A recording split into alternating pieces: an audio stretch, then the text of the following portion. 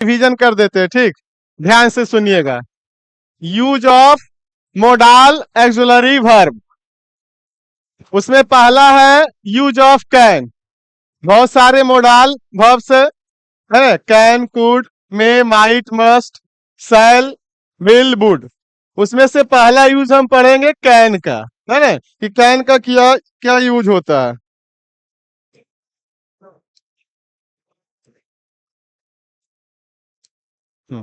चलिए, use of can. पिछले class में हमने मोडाल वर्ब्स की परिभाषा दे दिया। अब हम स्टार्ट करेंगे यूज ऑफ कैन। कैन का हिंदी अर्थ सकना होता है। कैन का हिंदी अर्थ सकना होता है। इसका प्रयोग पावर, एबिलिटी, कैपेसिटी को व्यक्त करने के लिए किया जाता है ना। अभी तक हमने कैन का यूज, अरे तो क्या करें, मूर्ख न है हम। अब जब स्टार्ट कर दिए तो अपने आप को चुप रखना है। तो बोल रहा है,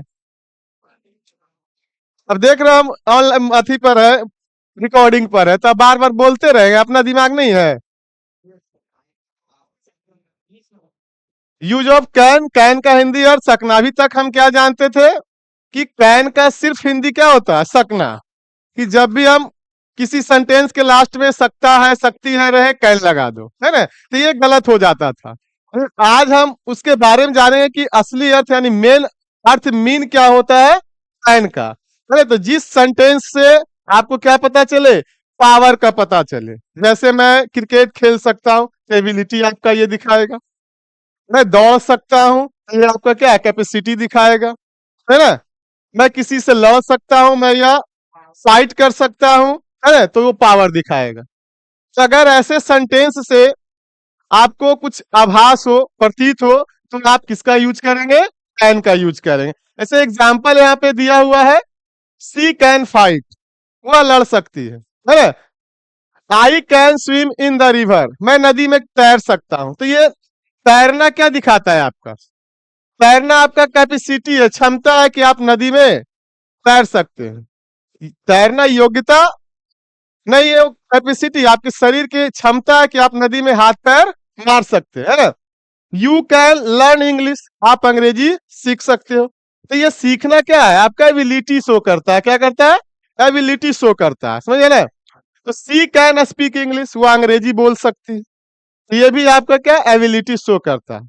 तो जिस सेंटेंस से आपको क्या पता चले, एबिलिटी का, है ना, पावर का, कैपेसिटी का, तो आप क्या समझेंगे कि हमको कैन यूज करना है। क्या लगाना है, कैन लगाना है। उसके बाद I can defeat my opponent, मैं अपने जो विरोधी है उसको हम क्या कर सकते हैं, हरा सकते हैं। तो हमें वो क्षमता होगा या पावर होगा जिससे हम अपने अपोनेंट को क्या कर सकते हैं, अपोनेंट, है ना, उसको विरोधी जिसको बोलते हैं, अपने दुश्मन को, है ना, सामने वाले को हम उसको हरा सकते हैं। तो वहां पर हम कैन यूज करेंगे, है। Everyone can solve this problem, हर कोई इस प्रॉब्लम को, समस्या को सॉल्व कर सकता है।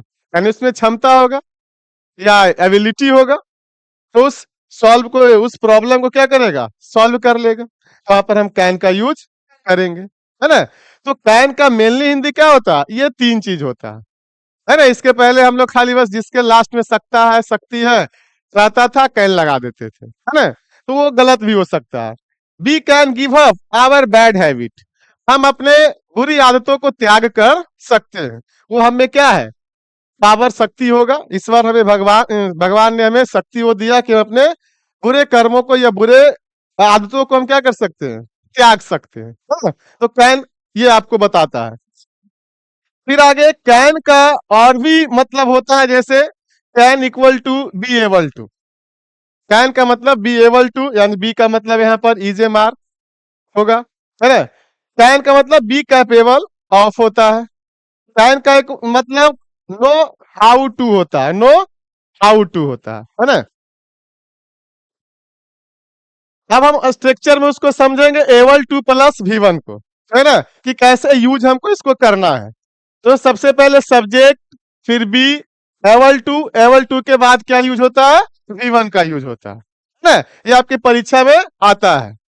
इस तरह के अगर फॉर्मेट में आपका रहेगा तो ऑप्शन आपको दिया रहेगा कि एबल टू के बाद कौन सा वर्ब का प्रयोग होगा, है।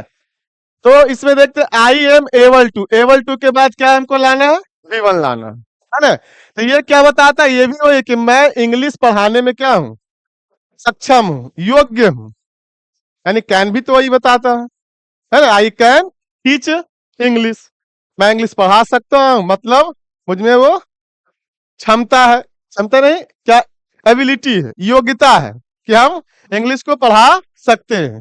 तो कैन को ना यूज करके हम एबल टू प्लस V1 का यूज करेंगे।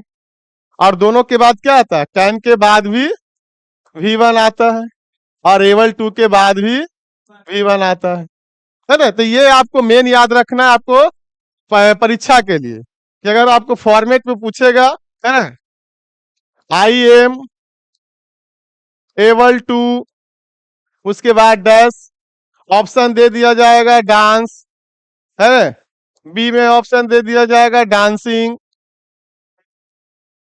सी में ऑप्शन दे दिया जाएगा डांस्ड, और डी में रह जाएगा नन ऑफ दीज। तो कौन से ऑप्शन सही होगा, एबल टू के बाद, है ना, हमने पढ़ा है कि एबल टू के बाद कौन सा वर्ब की फॉर्म आता है, V1 आता है। तो आप ऑप्शन ए पर टिक करेंगे। ऐसे आपकी परीक्षा में क्वेश्चन को पूछा जाएगा, ठीक है। उसके बाद कैपेबल ऑफ का देख लेते हैं स्ट्रक्चर क्या होता है। कैपेबल ऑफ के बाद वर्ब का चौथा रूप आता है ना।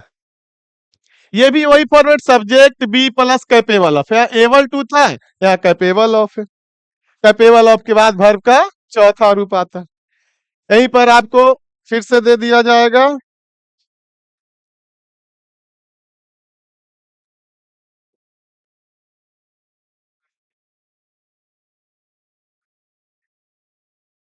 सी is capable of dash, option A dance, option B dancing, option C danced, option D none of these, है ना।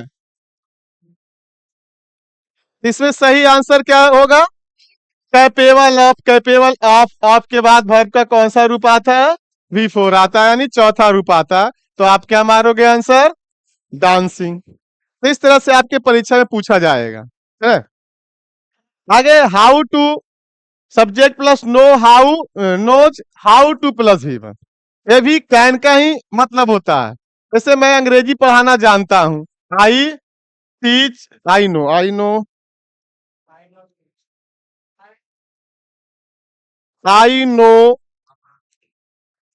हाउ टू टीच इंग्लिश, मैं अंग्रेजी पढ़ाना जानता हूं या मैं अंग्रेजी पढ़ा सकता हूं, दोनों का मतलब एक है। तो इस तरह से कैन का भी बहुत सारे मतलब होते हैं और इसको परीक्षा में अलग अलग तरीके से पूछा जाता है ना। तो आपको ध्यान से पढ़ना है और याद रखना है। परीक्षा में वर्ब फिलिंग करने के लिए आता है ना, मोडाल वर्ब, टेंस, टेंस में भी वर्ब ही भरना होता है ना। टेंस भी पढ़ते तो किस लिए, वर्ब को जानने के लिए, यानी tense is the form of verb, यानी क्रिया के रूप को हम टेंस कहते हैं। तो वहां भी हमको वर्ब ही जानना है। तो वहां पर हम वर्ब क्या जानेंगे, मेन वर्ब जानेंगे, मेन वर्ब के कितने रूप होते हैं वो जानेंगे, V1 V2 V3 V4 V5, और किस टेंस में कौन सा ये 5 वर्ब में से यूज होगा वो हम यूज करने के लिए वहां सीखेंगे, है ना। आगे कैन का यूज परमिशन देने के लिए भी किया जाता है। कैन का और भी यूज होता है कि हम उसको अलग तरीके से और भी कर सकते हैं। तो दूसरा है परमिशन। अभी कैन का बहुत सारे यूज उधर हम देखे, एबिलिटी, कैपेसिटी, पावर। अब उसको हम इस्तेमाल परमिशन में कर सकते हैं। परमिशन यानी यू कैन गो देयर, आप वहां जा सकते हैं, यू कैन सिट हेयर, आप यहाँ बैठ सकते हैं। तो परमिशन देने के लिए हम कैन का यूज करते हैं। इससे stop, you can't do that, रुको आप ऐसा नहीं कर सकते, है ना। अगला एग्जांपल है you can play in that ground, आप उस ग्राउंड में खेल सकते हैं। किसी बच्चे को खेलना होता है तो परमिशन लेगा, है ना। तो लेने के लिए बेटर होता है मे का यूज, परमिशन हम लेने के लिए मे का यूज करते हैं। लेकिन परमिशन देने के लिए क्या करते हैं, ज्यादा बेटर क्या होता है, कैन का इस्तेमाल करते हैं। यू कैन राइट, आप लिख सकते हैं, है ना, हम अभी हम समझा रहे हैं, फिर बोलेंगे आप लिख सकते हैं, तो हमने क्या दिया आपको, परमिशन दिया लिखने के लिए, है ना। नेक्स्ट है, कैन का प्रयोग आदत या स्वभाव को व्यक्त करने के लिए भी किया जाता है। नहीं, आप तो मेन चीज उसका पढ़े हैं कि किस किस रूप में होता है। कैन का और भी इस्तेमाल होता है, आदत या स्वभाव। जैसे एक रॉबर है, कोई डकैत है ना, या डाकू है या चोर है, वो क्या कर सकता है, किसी को लूट सकता है या मार सकता है, तो उसकी वो क्या है, आदत है, स्वभाव है ना। तो उस आदत या स्वभाव को दिखाने के लिए हम कैन का यूज करते हैं, है ना। A true man can't tell a lie, एक सत्य व्यक्ति झूठ नहीं बोल सकता। तो ये स्वभाव है, जो सच्चे व्यक्ति रहेगा, सत्ता कहते हैं, सच्चे व्यक्ति रहेगा ना, सत्यतावादी रहेगा, तो वो क्या रहेगा, आपको कभी भी झूठ नहीं बोलेगा। तो ये उसकी स्वभाव है। तो कैन क्या दिखाता है, स्वभाव को, किसी व्यक्ति के, किसी जीव के स्वभाव के बारे में बताता है।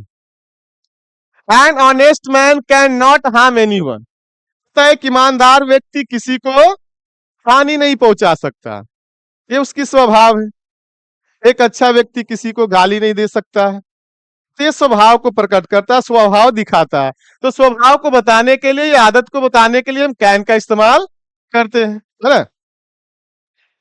नेक्स्ट है, कैन का प्रयोग थियोरिटिकल पॉसिबिलिटी, सैद्धांतिक संभावना को व्यक्त करने के लिए भी किया जाता है। जैसे इट कांट बी, ये सही, ये नहीं हो सकता है, सही नहीं, ये नहीं हो सकता है ना। कुछ जैसे घटना घट गई हो, अचानक आपको सुनाई पड़ा या किसी के द्वारा प्राप्त हुआ, तो आप चिल्ला के बोल देंगे ये नहीं हो सकता है ना। तो वो सैद्धांतिक घटना है, पॉसिबिलिटी को दिखाता है, संभावना को। जैसे एक्सीडेंट, वो क्या है, हर समय नहीं होता है, वो बस बना रहता है कि कभी भी हो सकता है। जहां आप मिस्टेक किए, वो घटनाएं घट गई, तो उसी को हम सैद्धांतिक घटना बोलते हैं। जैसे driving wrong side on the road, है ना, अगर सड़क के रॉन्ग, गलत साइड में ड्राइविंग गाड़ी चलाएंगे तो क्या, कैन बी डेंजरस, वो खतरनाक हो सकता है। क्योंकि सड़क पर चलने के लिए रूल बना हुआ है ना, कि जब भी हम चलेंगे तो बायां साइड से चलेंगे, लेफ्ट साइड से चलेंगे, लेकिन हम उल्टा साइड चलेंगे तो हमें दुर्घटना भी हो सकती है।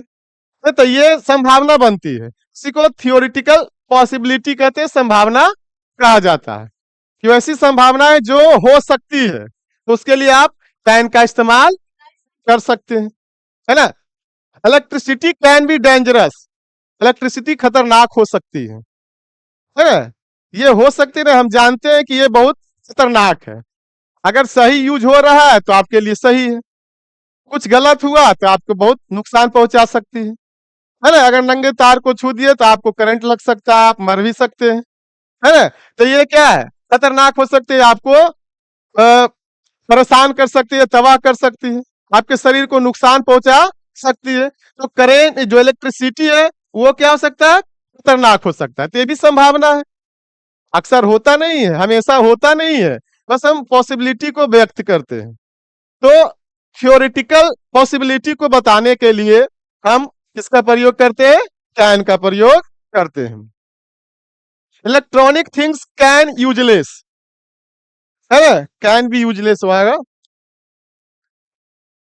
कैन बी अस यूजलेस, है ना। इलेक्ट्रॉनिक थिंग्स, जो इलेक्ट्रॉनिक वस्तुएं हैं, हम लोगों को बेकार बना सकती है। क्या बना सकती है, बेकार बना सकती है ना। आज हम आपको पढ़ाए हैं इंडियन सिविलाइजेशन एंड कल्चर, उसमें आपको बताया कि बहुत सारे जो संसारिक चीज है, जो मनुष्य को क्या करते जा रहा है, बेकार बनाते जा रहा है। बहुत सारी वस्तुएं आ गई जो शरीर को हमारा शिथिल करते जा रहा है, कमजोर बनाते जा रहा है। Everyone can make a mistake, हर कोई गलती कर सकता है। ये भी एक संभावना है कि हम जो बता रहे हैं या जो कर रहे हैं वो हमेशा क्या हो, ऑलवेज राइट हो, सही हो, है ना। ऐसा भी नहीं हो सकता है। तो मनुष्य की जो प्रवृत्ति है या किसी व्यक्ति की जो प्रवृत्ति है, वो गलती करना है, तो वो गलती ना चाह के भी क्या है, गलती हो सकती है। तो उसको बताने के लिए हम क्या करेंगे, कैन का यूज करेंगे, है ना। नेक्स्ट है यूज ऑफ कुड, कैन का इस्तेमाल वहीं तक था, है ना। और विशेष रूप से आपको बता दिए कि कैन कहाँ कहाँ प्रयोग होता है। तो कैन का प्रयोग एबिलिटी, कैपेसिटी, पावर बताने के लिए करते हैं। कैन का प्रयोग परमिशन के लिए करते हैं। कैन का प्रयोग थियोरिटिकल पॉसिबिलिटी के लिए करते हैं। कैन का प्रयोग हैबिट और नेचर को बताने के लिए करते हैं, है ना। तो इस प्रकार कैन का यूज होता है। अब हम आगे पढ़ेंगे कुड का यूज, यूज ऑफ कुड, है ना। तो आगे कुड का प्रयोग कैन के पास्ट टेंस फॉर्म के रूप में इनडायरेक्ट स्पीच में होता है ना। इनडायरेक्ट स्पीच यानी आप नरेशन के बारे में जानते होंगे, है ना। या नहीं जानते तो नरेशन एक चैप्टर है, आपको पढ़ना है ना। इससे भी सवाल आती है, एक दो क्वेश्चन परीक्षा में पूछ लिया जाता है। इसको हम नरेशन में डायरेक्ट और इनडायरेक्ट स्पीच दो तरह के होता है, इसको हम जानेंगे। उसी के लिए इसमें आया है आपका कि कुड का प्रयोग हम कहाँ कर सकते हैं। तो सबसे पहले कुड है क्या, तो कैन के पास्ट फॉर्म है। कैन का रूप नहीं होता है, V1 V2 V3 V4 नहीं होता है, कैन के पास्ट फॉर्म होता है जिसको हम कुड कहते हैं या कुड कहा जाता है। इसको हम इनडायरेक्ट स्पीच में प्रयोग करते हैं। एग्जाम्पल है direct speech, he said I can beat you in the race. उसने कहा मैं तुम्हें रेस में हरा सकता हूं, पीछे छोड़ सकता हूं। तो ये आपको डायरेक्ट स्पीच है ना, जिसमें वक्ता कोई बात कथन कहा और अपने शब्दों में ही कहा। लेकिन यह इनडायरेक्ट में क्या होता है कि उसके कथन को, वक्ता के कथन को उसके शब्दों में ना कह के अपने शब्दों में कहते हैं, है ना। तो उसको हम इनडायरेक्ट स्पीच कहते हैं। उसमें क्या हुआ, ही सेड का ही सेड ये पास्ट है, इन्वर्टेड कॉमा के बदले डैट का यूज हुआ, है ना। अब फर्स्ट पर्सन सब्जेक्ट के अनुसार होता है, आपको जिस समय हम पढ़ाएंगे, है ना, वो पूरा डिटेल से बताएंगे। फर्स्ट पर्सन ही है तो यहाँ ही हुआ, और कैन इसी को बदलना है। तो जब इसको बोलते हैं रिपोर्टेड, रिपोर्टिंग वर्ब बोलते हैं, इसको रिपोर्टेड स्पीच बोलते हैं, है ना। इन्वर्टेड कॉमा के बाहर क्या होता है, रिपोर्टेड वर्ब, और इधर reported speech, reporting sorry reported speech होता है ना। तो जब हम इसको चेंज करेंगे और ये पास्ट में रहेगा तो टेंस भी चेंज होता है। तो इसलिए कैन किस में बदल जाता है, कुड में बदल जाता है। शैल शुड में बदल जाता है, मे माइट में बदल जाता है। तो हम यहाँ कैन का यूज पढ़ रहे हैं तो कुड का यूज पढ़ रहे हैं, तो कुड कैन किस में बदल जाएगा, कुड में बदल जाएगा। और बाकी जैसे है वैसे है, पर्सन चेंज करते हैं तो यू सेकेंड पर्सन ऑब्जेक्ट के अनुसार। ऑब्जेक्ट यहाँ है नहीं तो हम अपने मन से मी मान लेंगे, है ना। फर्स्ट सेकेंड पर्सन ऑब्जेक्ट के अनुसार यहाँ मी हो गया इन द रेस। तो इस तरह से आपको बनाने आता है, और आपको डायरेक्ट यही सवाल परीक्षा में पूछ देगा कि इसका बनाइए, क्या होगा, नरेशन। इनडायरेक्ट नरेशन में क्या आंसर होगा, ऑप्शन दिया रहेगा 4 ठो, है ना। जो ऑप्शन ये वाला होगा वो आपका सही होगा। समझिए, direct speech, he said I can solve this sum. उसने कहा मैं इस सम को, इस जोड़ को क्या कर सकते हैं, हल कर सकता हूं। इसको इनडायरेक्ट स्पीच में क्या हुआ, कैन को कुड में बदल दी। तो कैन का कुड का पहला यूज हुआ कि कैन के पास्ट फॉर्म में यूज किया जाता है, कहां पर, इनडायरेक्ट स्पीच में करते हैं। सबको बात समझ में आई, आया। चलिए आगे बढ़ते हैं।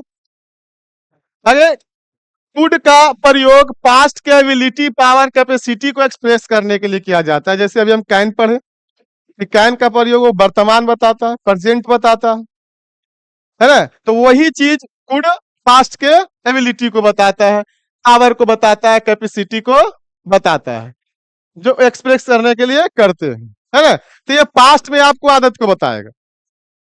जैसे हम प्रेजेंट में बोले कि मैं पढ़ सकता हूं, वह होगा मैं पढ़ सकता था, है। मैं रेस जीत सकता हूं, पास्ट में क्या होगा, मैं रेस जीत सकता था।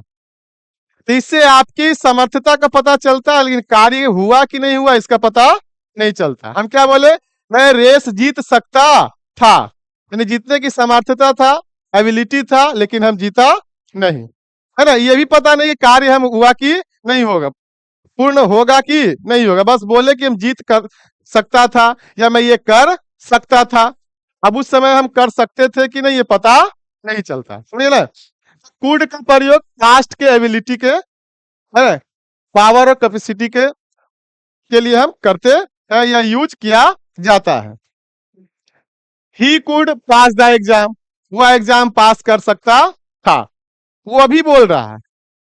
और किसके समय के बारे में बोल रहा है, किस समय के बारे में, पास्ट के समय के बारे में। आप लोग आज पास कर गए होंगे तो वो अपना पास्ट बता रहा होगा कि तुम्हारे समय में हम भी कर सकते थे, पढ़ते तो, लेकिन पढ़वे नहीं की, है ना। तो वो पास्ट की एबिलिटी को शो करता है। आई कुड टीच इंग्लिश, मैं इंग्लिश पढ़ा सकता था, है ना। अब तो मैं पढ़ा रहा हूँ, शुरुआत में दिक्कतें आई होगी, या मैं, हम बोल रहे हैं या कोई और बोल रहा है कि मैं भी इंग्लिश पढ़ा सकता था। वो बस बोला, वो काम होता कि नहीं होता उसका क्लियरिटी नहीं है, समझिए ना। They could win the race, वे लोग रेस जीत सकते थे। ते भी पास्ट की क्या है, एबिलिटी या क्षमता को शो करता है ना, कि वो पास्ट में बोल रहा है कि वो जीत सकता था। बस वो बोला कि जीत सकता था, जीता या नहीं, वो काम होगा या नहीं पूर्ण होगा ये पता नहीं है। My mother brother could drive a car at the age of 16, मेरा भाई 16 साल की उम्र में कार चला सकता था, है ना। हम वो पास्ट की बोले, अभी कोई चला रहा होगा, है ना, 16 साल की उम्र में, तो वो बात इधर से भी निकल जाएगी। कोई दूसरा भी बोला कि मैं भी 16 साल की उम्र में चला सकता था, लेकिन चलाना ही नहीं मिला, कार कोई देवे नहीं किया, है ना, माता पिता खरीद के कि हम चला सके, है ना। अब हम चला सकते हैं तो वो बात की बात है, लेकिन किसी को चलाते हुए देखा अपने दोस्त यार को कि 16 साल की उम्र में कार चला रहा है, तो आप भी वो कल्पना करिएगा, इमेजिन करिएगा, या अपनी समर्थता को, इमेजिन नहीं, अपनी समर्थता को बताएंगे कि हम भी, अगर हमको भी मौका मिलता तो हम भी चला सकते थे, है ना। दूसरा यूज है कुड का प्रयोग पोलाइट रिक्वेस्ट, परमिशन के भाव को व्यक्त करने के लिए इंट्रोगेटिव सेंटेंस में किया जाता है। यानी कुड का और भी प्रयोग है, अभी दो यूज पढ़े। कुड का प्रयोग इनडायरेक्ट स्पीच में हम कैन के बदले करते हैं। कुड का प्रयोग पास्ट के एबिलिटी, कैपेसिटी, पावर को व्यक्त करने के लिए करते हैं, है ना। उससे काम का होगा या नहीं होगा ये तो पता नहीं चलता, बस समर्थता का पता चलता है। दूसरा है कुड का प्रयोग पोलाइट रिक्वेस्ट के लिए भी आप कर सकते हैं, है ना, वो भी इंट्रोगेटिव सेंटेंस में। जैसे आपको किसी से विनम्र रूप से बोलना है ना, could I give your motorcycle, क्या आप मुझे अपनी मोटरसाइकिल दे सकते हैं। आपको काम है और आपको किसी से मांगना है, तो आप तो वहां पावर में नहीं बोल सकते हैं, क्योंकि आपको जरूरत है। जब किसी का नीड रहता है तो उसको नर्म होके बोलना पड़ता है ना। तो नर्मता को दिखाने के लिए किसका प्रयोग करते हैं, कुड का प्रयोग, है ना। किसी दोस्त से आपको मांगना है कि कृपया अपनी आप किताब मुझे दे सकते हैं, तो कुड यू, तो यहाँ पर दे सकते हैं बोल रहे हैं, तो ये भाव क्या दे रहा है, अलग दे रहा है ना। ये भाव क्या व्यक्त कर रहा है, पोलाइट रिक्वेस्ट। और ये जो ऊपर वाला बता रहे थे वो क्या था, पास्ट की एबिलिटी को, इसीलिए हम सकता शक्ति साथ हाथ तिथि लगा रहे थे कि वो कर सकता था, वह दौड़ सकता था, वह लिख सकता था, रेस जीत सकता था, है ना। तो यहाँ कुड का प्रयोग पोलाइट रिक्वेस्ट के लिए भी करेंगे, तो यहाँ पर please could you help me, कृपया क्या आप मेरी मदद कर सकते हैं, है ना। अब बोलिए कैन का यूज क्या नहीं किए सर, तो कैन का यूज आप पोलाइट रिक्वेस्ट के लिए होता ही नहीं, है ना। उसको परमिशन दे सकते हैं, सैद्धांतिक संभावना बता सकते हैं, कुड का प्रयोग होता है ना। तो कुड आई सीट हेयर, क्या मैं यहाँ बैठ सकता हूँ। जैसे आप कहीं ट्रेवल कर रहे हैं या कहीं गए फंक्शन में, है ना, या कोई और ऐसा जगह जो जहाँ आप खड़ा है और आपको बैठने का आवश्यकता है या बैठना चाहते हैं और सीट खाली है, बगल वाले से आप पूछते हैं कि कुड आई सीट हेयर, क्या मैं यहाँ बैठ सकता हूँ। अगर कोई नहीं उसका या आने वाला नहीं है तो आपको क्या करेगा, प्लीज सीट हेयर, बैठ जाइए, है ना। तो आप वहां परमिशन लेते कि बगल में एक वो खाली हो सकता, कोई और आने वाले हैं, तो वहां पर आप इसका इस्तेमाल कुड का कर सकते हैं, है ना। Could they play there, please, क्या वे लोग वहां खेल सकते हैं कृपया, यानी आपको खेलने का मन कर रहा है, किसी का ग्राउंड खाली नहीं है, यानी दूसरा ग्राउंड है, किसी व्यक्ति का पर्सनली है, तो आपको वहां परमिशन लेना पड़ेगा। ऐसे जाके खेल नहीं सकते हैं, है ना? तो आप क्या बोलोगे? या कोई और बोलेगा कि वे सबको खेलने दीजिए, है ना, प्लीज। तो could they play there please, है ना? Could you give me 1,000 rupees please, कृपया मुझे 1,000 रुपया उधार दे दीजिए, या मुझे दीजिए, उधार नहीं दीजिए, है ना, या दे सकते हैं। यहाँ पर आप क्या कर रहे हैं? आपको जरूरत है ना, नीड है आपको 1,000 का, आप किसी से छीन के या मार के तो नहीं ले सकते, है ना, क्योंकि वो अच्छा तरीका नहीं है। तो आप उससे अनुरोध करेंगे, है ना, पोलाइट रिक्वेस्ट, एकदम विनम्रता से कि हमें 1,000 रुपया की जरूरत है, क्या आप मुझे दे सकते हैं, है ना? Could you borrow him your books for 5 days, क्या आप मुझे अपनी किताब 5 दिनों के लिए उधार दे सकते हैं? हमें कुछ नोट्स बनाने हैं, या किसी कुछ बनाना होगा या पढ़ना होगा, तो आप अपने दोस्तों से या किसी और से क्या मांगोगे कि हमें किताब दीजिए, है ना? ऐसे तो नहीं बोलोगे किताब दो ना हमको, पढ़ना है ना? तो है ना, तो आप रिक्वेस्ट कर सकते हैं, वो भी और पोलाइट रिक्वेस्ट वाला, है ना, अधिक विनम्रता दिखाना है आपको अपने काम को करवाने के लिए, या पूर्ण करने के लिए, है ना? तो could you borrow him your book for 5 days, क्या आप अपनी किताब मुझे 5 दिनों के लिए उधार दे सकते हैं, या दे सकते हैं? नेक्स्ट है, कुड का प्रयोग संभावना बताने के लिए प्रेजेंट के रियल सिचुएशन, अब वास्तविक स्थिति को व्यक्त करने के लिए किया जाता है ना? मोस्ट इंपोर्टेंट ये आपका पॉइंट है ना, इसको ध्यान से पढ़ना, यहां से भी परीक्षा में आपका क्वेश्चन पूछा जाता है, समझे ना? तो ये क्या बताता है? कुड अवास्तविक स्थिति जो सही नहीं है, रियल नहीं है, वास्तविक नहीं है, तो उसको प्रेजेंट में दिखाने के लिए, पास्ट में नहीं, प्रेजेंट में दिखाने के लिए, है ना, उसका इस्तेमाल हम अब वास्तविक स्थिति को व्यक्त करने के लिए करते हैं। जैसे एग्जाम्पल के थ्रू समझते हैं हम, इफ आई हैड मनी, यदि मेरे पास पैसा होता, I could by an iPhone, sorry, I could bye an iPhone, यदि मेरे पास पैसा होता तो मैं आईफोन खरीद सकता था, या सकता हूं, सकता था ना, सकता हूं, यदि मेरे पास पैसा हो तो, होता या हो तो मैं क्या करता? फोन खरीदता, खरीदता, है ना, आईफोन खरीदता। लेकिन मेरे पास पैसा नहीं है, सच्चाई तो ये है, सच्चाई तो है कि मेरे पास पैसा नहीं है, बस हम उस स्थिति को कल्पना कर रहे हैं, है ना, फील कर रहे हैं कि यदि मेरे पास पैसा होता तो मैं आईफोन खरीद सकता, या खरीदता, सकता नहीं, खरीदता, है ना? दूसरा, इफ यू वर्क हार्ड, यदि आप कठिन परिश्रम करते, यू कुड सक्सीड, आप सफल होते, आप सफल हुए नहीं है ना? या कोई व्यक्ति सफल हुआ नहीं है, बस बता रहा है कि यदि हम कठिन परिश्रम करते तो सफल हो जाते। तो हम क्या कर रहे हैं? प्रेजेंट के अनरियल, जो सही नहीं है, जो वास्तविक नहीं है, उस स्थिति को, उस सिचुएशन को हमको बताना है, तो हम किसका प्रयोग करेंगे? कुड का प्रयोग करेंगे, है ना? इफ शी हैड बुक, यदि उसके पास किताब होती